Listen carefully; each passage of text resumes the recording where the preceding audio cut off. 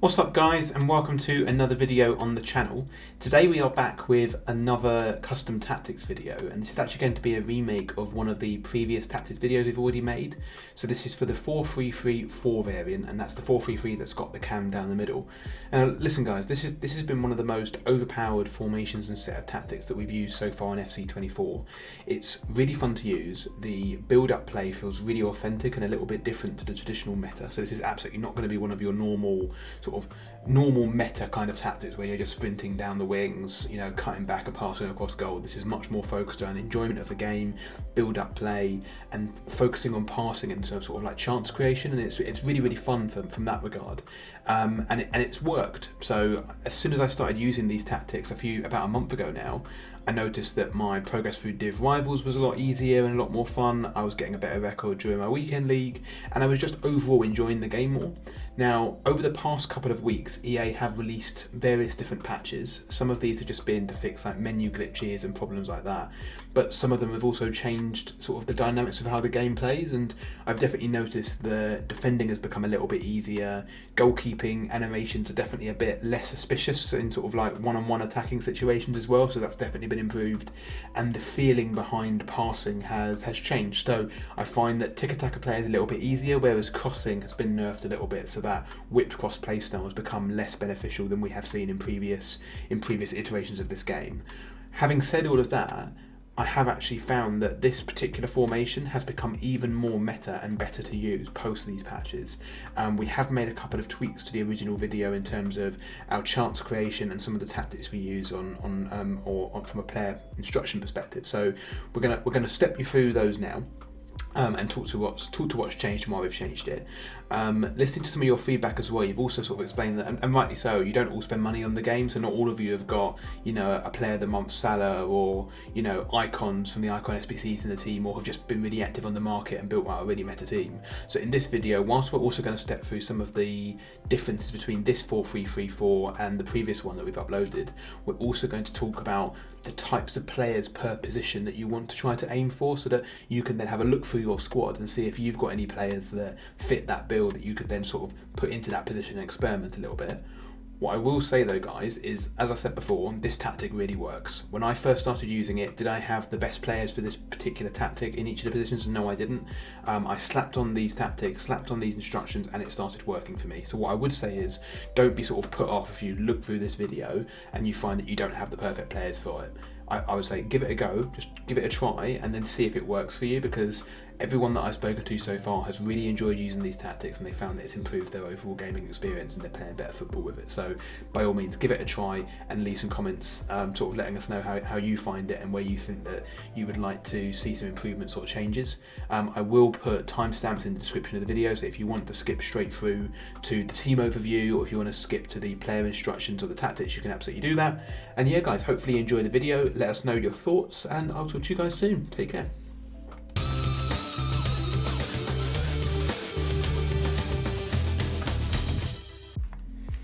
Right then guys, let's get into the team overview. So look, this is the team we're currently rocking in our division rivals and weekend league, and look, I'm not gonna lie to you, it's a phenomenal team. I've really been enjoying using it. And yeah, I thought I'd just go through and just talk to you a little bit about the types of player that works really well in this 4-3-3-4 variant set of tactics, and then we'll get into the overall tactics and player instructions in a bit. So if we start with our striker position, and the most important thing with your striker here is that you get someone with a high attacking work rate.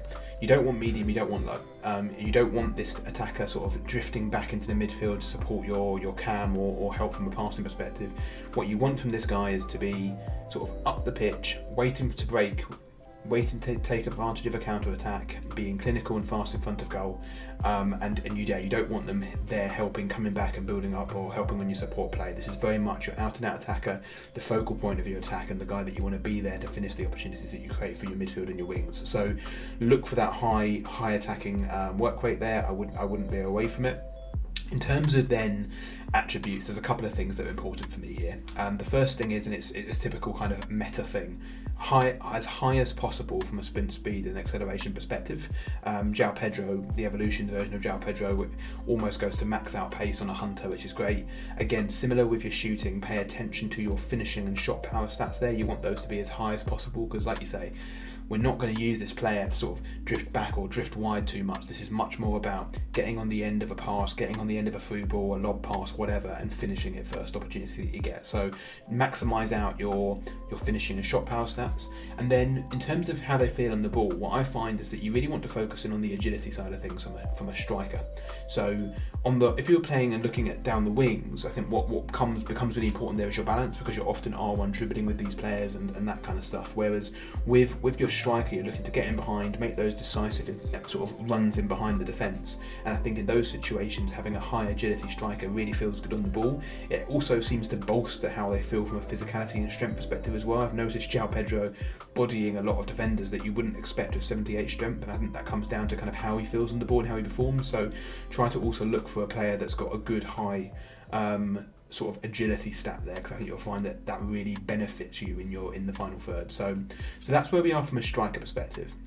Now, for your two wingers, I like to use them in a slightly different way for this tactic. So I have one striker that feels a little bit more physical on the ball, and that's definitely your Leao, someone that you can kind of bomb up and down the wings. He's strong, he's fast, he can body your defenders, isn't necessarily your typical cut inside player, an R1 dribbler, but feels very good on the ball, feels very effective, and can sort of provide you with that physical presence down one side.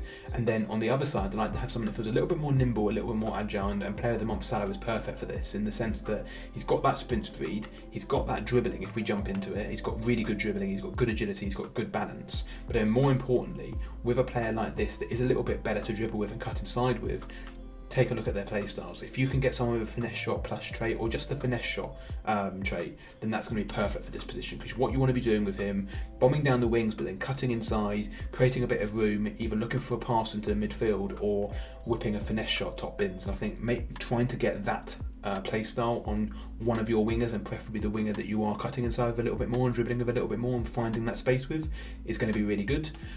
From a work rate perspective, no lower than a medium work rate. I like to have high work rate players if possible from an attacking perspective, because you are going to be using these players to get forward. Having said that, having some defensive kind of work rate mentality in the player is also going to be beneficial, because as you'll see with the instructions, we will also be using these players to come back and assist when we are being pressed by our opponents. So again, high medium is ideal. If it's medium, you can also work with it with the instructions that we put forward here as well. So that's it for the wingers. And sort of slightly different in terms of which side you want to use from a getting sort of wing play versus cut inside play, but yeah, we try to vary it up and use those two different types of players to maximise variability in this tactic. From a midfield perspective, so the way that this formation lines up is you've got two centre mids and a cam. When we actually get into the tactics, the way it will actually line up for us is we'll be having Odegaard as our cam, and we'll be having Blanc as one of our CMs, and he'll actually be playing on the right hand side. Now, in terms of what we like to do here, so the first thing with your cam, the most important thing, keep it really simple, is that they are good on the ball and they've got good passing stats. So take a look at your dribbling, take a look at your passing, look at your short pass, look at your long pass, maximise those out as far as you possibly can. And then from a dribbling perspective, it's all down to agility, balance and dribbling. Get those stats as high as possible, because those are the three stats that make a real difference on how the player feels on the ball. But yeah, I would say that's the main focus for me from a cam perspective. This isn't going to be a player that we are treating as sort of too much of a secondary striker. We will be using them like that when you look at the instructions, but it's less about their sprint speed, as in we're not going to be necessarily using them to try to bomb past the defensive line. This is more about tick-a-tack a play on the box, trying to find an option, trying to find a pass, or providing support for your wing play. So again, look for your passing stats, look for your dribbling stats. Odegaard is perfect for that. I'm an Arsenal fan, he's always going to be in the squad, so I absolutely love using him. However, if you guys don't have the coins to have invested in this particular SBC, someone like a Gold Modric would be perfect for this kind of role. Not necessarily too much about the pace, but much more about the intricacy of the passing play and how they feel on the ball. So that's where we are from a CAM perspective. Now, if we were to look at the two centre mids, this is where it starts to get a little bit different from your traditional kind of tactics and formations.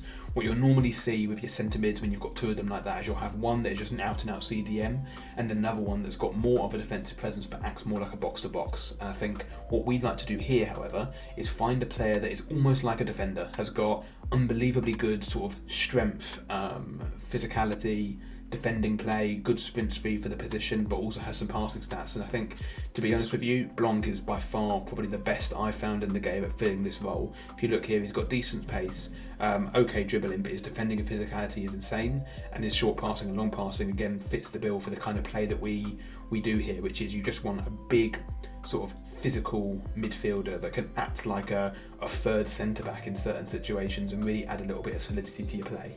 So try to find a player like that. If I was going to have a look at it, someone like a Kante would do quite well. Admittedly, you don't necessarily have the height with him. If you've evoed Chouameni, he could be quite good in this position as well, although he does lack a bit from a defending perspective. So yeah, really and truly, you are looking for someone that really maximises out the defensive stats and the physical stats there in the team.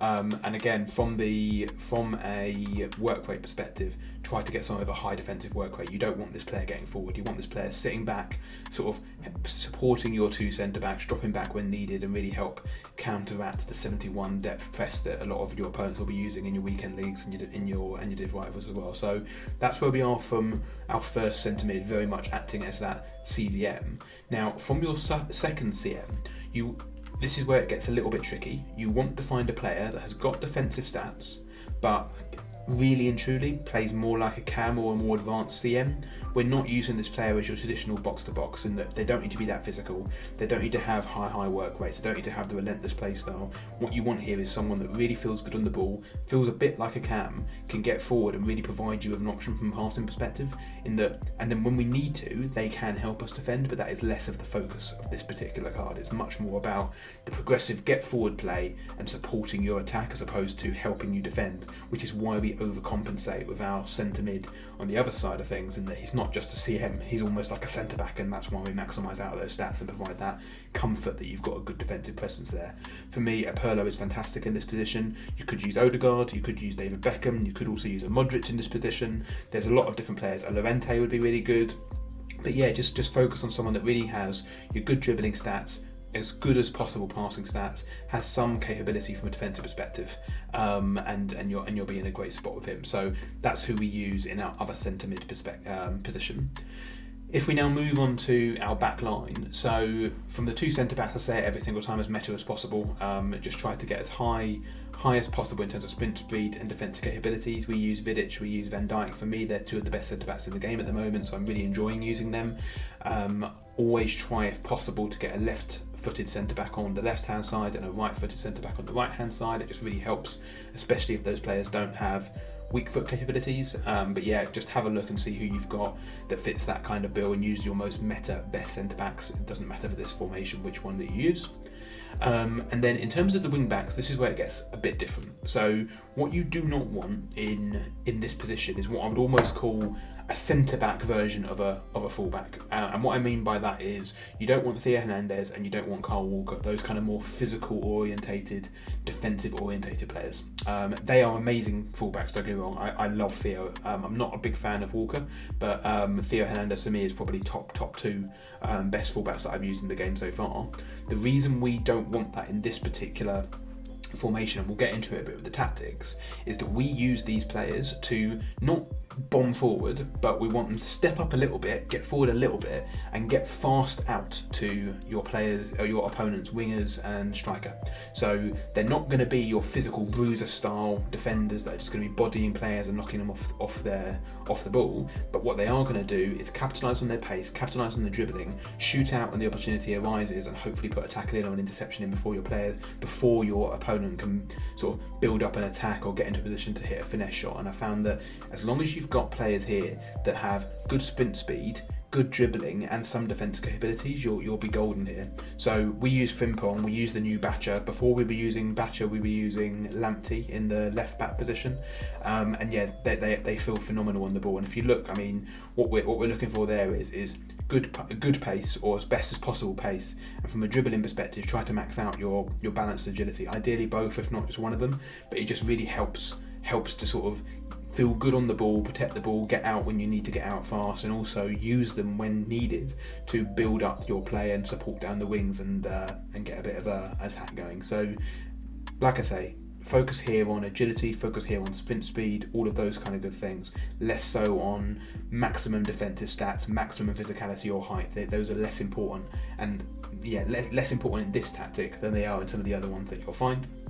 And then finally, from a goalkeeper perspective, guys, look, just use whoever you've got confidence in. I like using Czech, I like using Mainan, I like using Edison. All these players have worked really well for me, but if you jump on Footbin or FootGG, you'll find that in the comment section people will be absolutely hating on some of these goalkeepers, and I think it just really depends on how you play and luck of the draw really. Sometimes you just find a goalkeeper just works for you, and that's what Czech's been like for me, and for others he'll be absolute cracker hands. So yeah, that's probably where we start. And that's it for the team overview, guys. We're now going to get into the custom tactics and the player instructions. So yeah, stay tuned.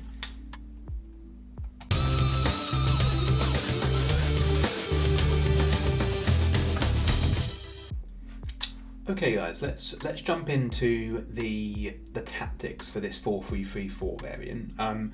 They are broadly similar to what we had in the previous version of this tactic, and I'll put a link into the description of the video for that in case you want to watch the original video. But if we start with defensive style, we keep this one on balanced. I have tried pressure on heavy touch, and it does work. You do find that it helps you press a bit more effective. It stops your opponent from tick-tackling and definitely puts a little bit of a hold on their build-up play a little bit, so it definitely works. What I will say though is that if you're not that good at defending, this can put you out of position quite easily, and it can also drain your stamina. So for me personally, I'm still not very good at defending in this game, so I'm keeping this on balance. I find it is the most predictable and most easy to use defensive style in the game at the moment. That might change as we become a little bit better at defending, but for now we stick it on balanced. From a width perspective, we've kept this on 45. The reason we've done that is it helps just tuck your left back and your right back into your centre backs a little bit. It stops your opponent from being able to find those easy through balls or lob passes through the gaps in your defensive line, and it just makes you feel a little bit more solid at the back. From a defensive depth perspective, we can go two ways here. If you are, like me, not that good at defending, then I would say keep this on 55. It's a really good, neutral, balanced sort of depth to have. It's not a drop back formation where you're just going to feel that the play is quite negative and everyone is sort of sat in your half, and it's not YOLOing it, putting all your players up and creating lots of space between your defensive line and your keeper. So with that in mind, it allows you to feel confident that you've got enough of a defensive presence, but then if you do get the ball back off of your opponent when he's attacking you, you're in a good spot to then take advantage and counter attack. So it feels like this is a really good happy medium. Having said that, if you are good at defending, then you can put this up to 71, leading to an automatic offside trap and an auto press for your players. Now, it really works. It makes your midfield AI feel much more intuitive on the attack, so definitely give it a go. I have found that I started conceding a lot more goals when I was doing it. I was also scoring more, and I was finding that it felt like I was playing more fluid, fast-paced football. But for me right now, while I'm still getting better at defending, 45 width, 55 depth definitely feels good. But yeah, if you're looking for maybe a more attacking variation of this particular formation, put this up to 71, experiment with having pressure on heavy touch, and you've got probably a more get forward feel to this particular formation that you could look to experiment with. From a build-up play perspective, we keep this on balance. We've tried it on slow build-up play, we've tried it on fast build-up play. Balance has felt the best. Slow build-up play feels a bit negative. It just kind of makes it feel a little bit sluggish from a get forward perspective and the counter attack perspective, whereas if you put it onto fast build up play, it definitely feels like you're much easier to counter. Your players feel a lot more out of position a lot of the time. So for me, balance works the best here in this particular formation. Now, chance creation is where it's got a little bit different.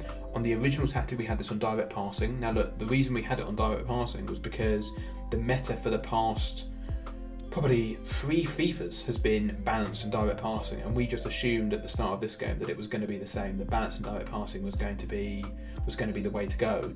If you just look around the place now, look at some of the video reviews that Inception does or other people's tactics, I think you'll find that chance creation has a lot more variation to it this year than it did last year. You'll see a lot of direct passing, you'll see a lot of balance, a lot of possession with slow build-up play. What I find in this situation is that your forward runs is a really nice tactic for this particular formation. Now, the reason we've done this is because, and this is my personal preference of how I like to play FC24, is that I very much like to pass forward as I'm counter-attacking. So I'm not the sort of player that's going to tick-attacker. I'm not going to necessarily cross from one side to the other side to try to create room. I'm going to try to be really fast, but focus on getting forward and getting in behind. Putting on forward runs, it doesn't just seem to mimic the whole get in behind tactic and having your players bombing past the defensive line, but it does mean that when you are looking to pass forward, they are intuitively already making those runs for you, and you find that you've got a lot more options than you have when you don't have this on. So I find that if I am getting forward with Odegaard, for example, based on the tactics that you'll see in a minute of how we're using our wingers, we've always seemed to have got a winger that's cutting inside and near us, maybe 2 or 3 steps ahead of us, that we can use as an option, or cut back and find, you know, a Pirlo who's getting forward a little bit from the midfield, and so on and so forth. So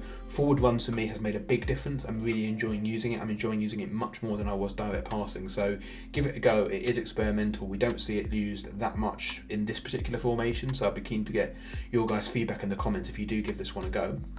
From a width perspective, same as the last tactic, we've just kept this unbalanced. I've experimented going up to 60, I've experimented going down to 40. I really like where my 2 wingers are in respect to my striker and my 3 midfielders, so we keep this one unbalanced, and it's been working well for us.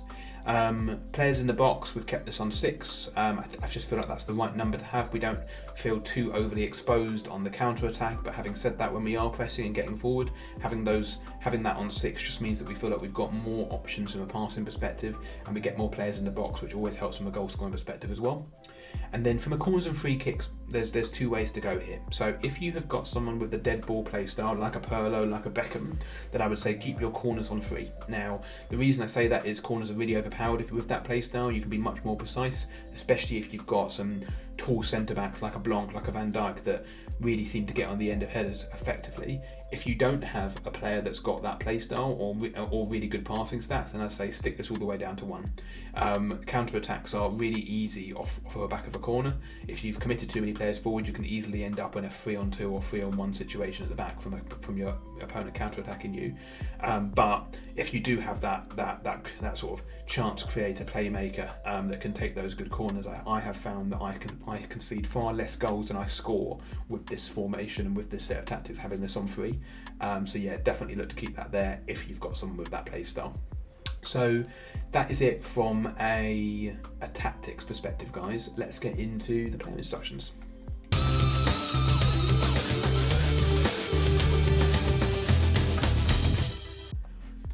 Okay guys, let's get into the player instructions for the 4-3-3-4 variant. If we start with our striker, exactly the same as the last video, and we keep it really simple here. So get in behind and stay forward.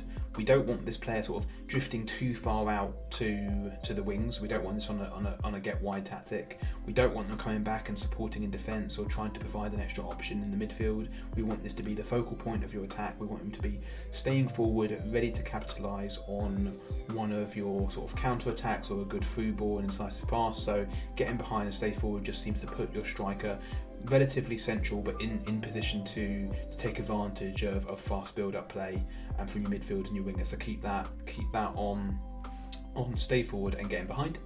For your 2 wingers, we have them on the same tactics, but we play differently with them, as I sort of explained in the team overview.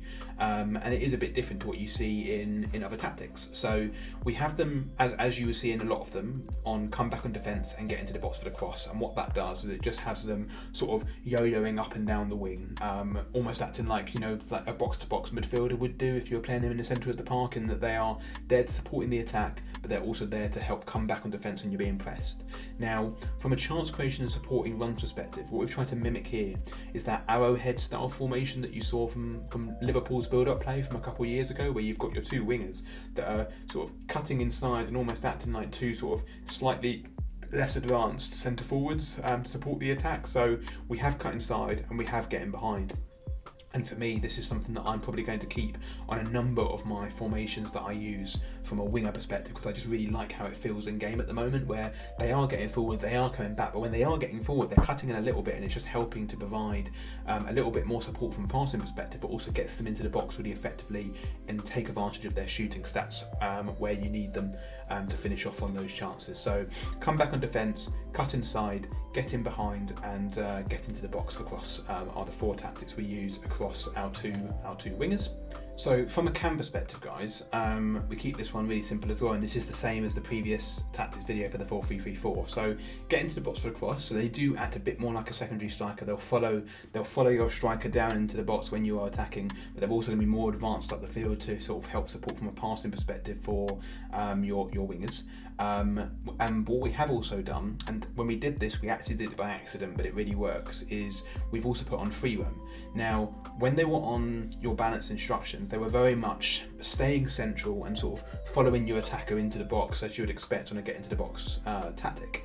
However, when we put them on free roam, what we noticed is that, let's say you're attacking down the wing of Salah, you cut inside in order to try to get up a finesse shot or provide a pass into João Pedro or something like that.